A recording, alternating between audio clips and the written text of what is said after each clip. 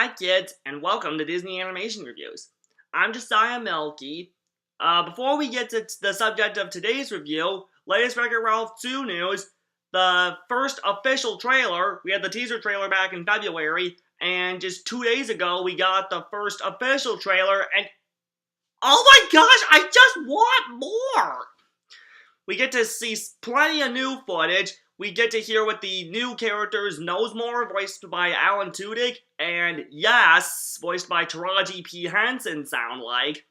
And we get plenty of Disney cameos in the Oh My Disney scene, including that famous scene from the D23 Expo last year where Vanellope meets the Disney princesses.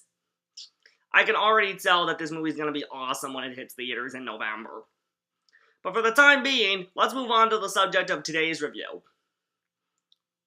Due to low box office returns during World War II on animated films like Pinocchio and Bambi, Walt Disney wanted to keep successful films going, but they had to do smaller budget films.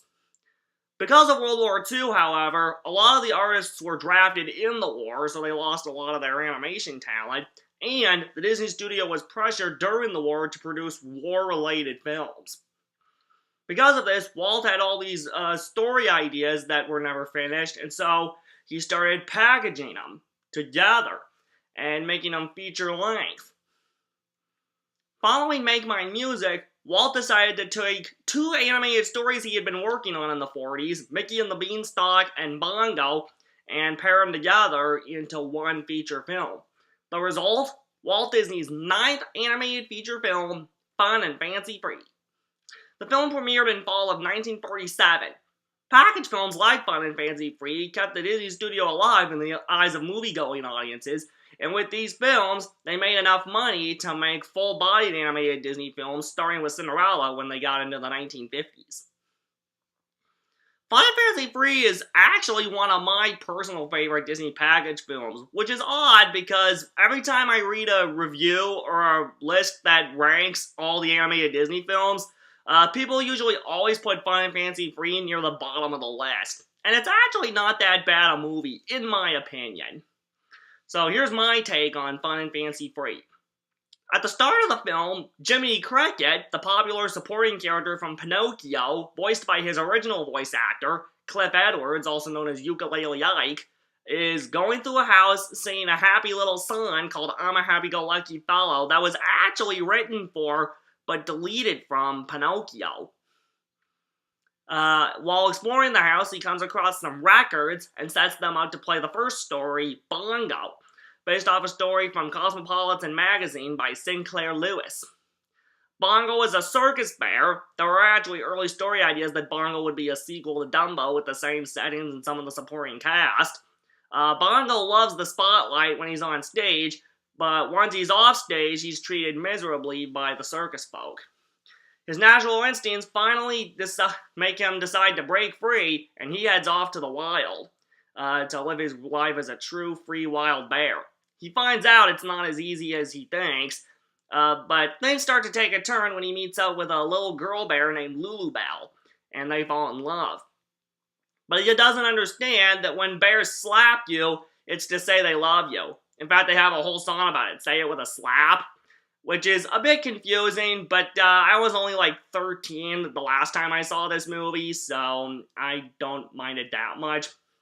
But to prove his worth to Lulubelle, he has to fend off against Bongo has to fend off against a big hulking brute of a bear named Lumpjaw. Rest assured it ends happy for Bongo and Lulubelle.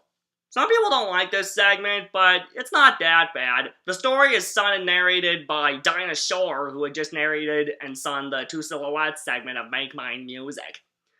She's a good singer. From there, we move into the fun part, where Jiminy Cricket goes next door to a birthday party for child actress Luana Patton, one of the young kid actors Walt had gotten for his first live-action movie, Song of the South. And she's being entertained by ventriloquist Edgar Bergen, father of Candace Bergen, and his dummies, Charlie McCarthy and Mortimer Snerd. And they tell her the story of Mickey and the Beanstalk, a version of Jack and the Beanstalk with Mickey Mouse as the lead character. His co-stars are Donald Duck and Goofy. Mickey, Donald, and Goofy had all been in feature films before with Mickey and Fantasia, Donald and Goofy and Saludos Amigos, and Donald and Three Caballeros, but in this film, they're all together. In a place called Happy Valley, a golden harp sings and everyone is happy, until one day she gets stolen and Happy Valley becomes a dry, dreary place.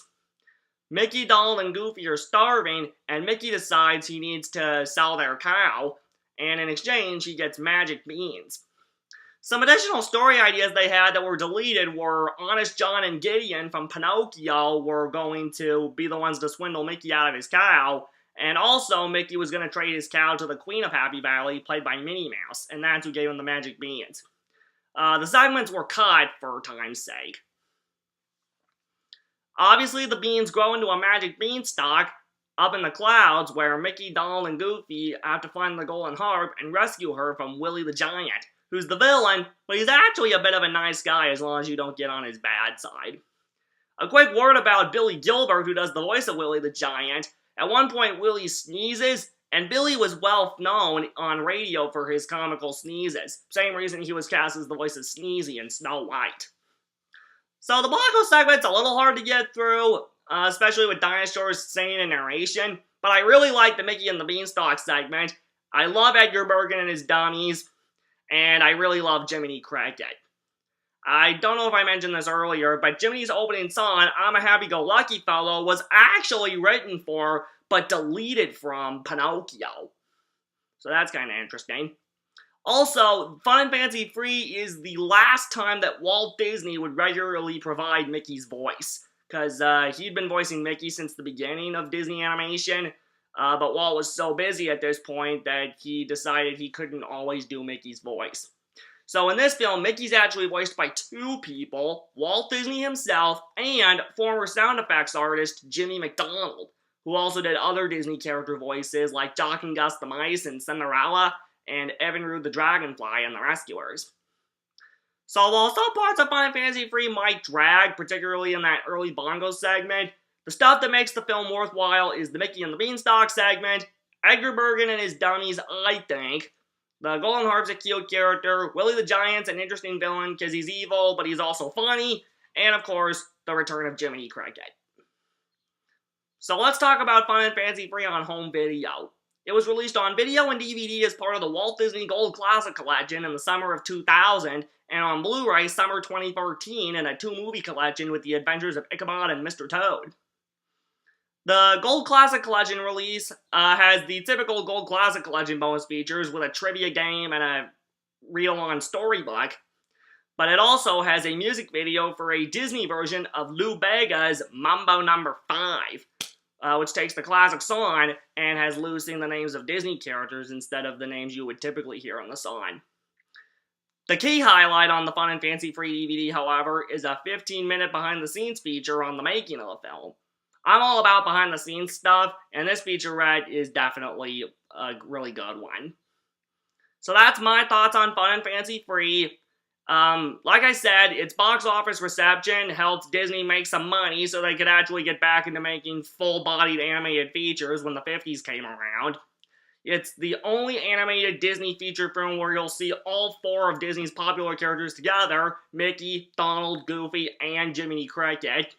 Great singing and narration by Dinah and appearances by Edgar Bergen and his dummies. Yep, I say this one is definitely worth checking out. Well, we're out of time for today. Remember, when you wish upon a star, your dreams come true. Bye!